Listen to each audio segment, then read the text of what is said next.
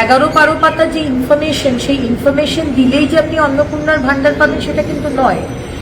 বুঝুন ঠেলা বুঝুন, এই যে 12টা ফর্ম ফিল আপ করে, মানে 12টা পেজে ফর্ম ফিল আপ করে যে টাকা পাবেন সেটাও কোনো গ্যারেন্টি নেই, একদম ডিরেক্ট বলা হচ্ছে।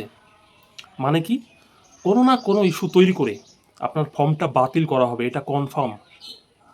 খুব লাফালাফি করছিলেন, এতদিন সুখের জীবন ভালো লাগেনি, দুয়ারে সরকার এসেছে, কাগজ জমা দিয়ে চলে এসেছেন, টাকা পেয়ে গেছেন, ভালো লেগেছে।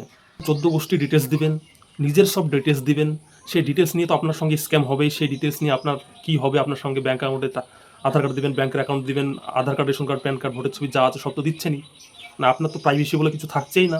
তার মধ্যেও এত কিছু দিয়েও আপনি টাকা পাবেন কিনা সেটার কোনো গ্যারান্টি নাই, ডিরেক্ট বলা হচ্ছে। আবার আপনার যে তথ্য, সেই তথ্য মিসইউজ করে কিন্তু আপনার সঙ্গে প্রতারণা করতে পারে।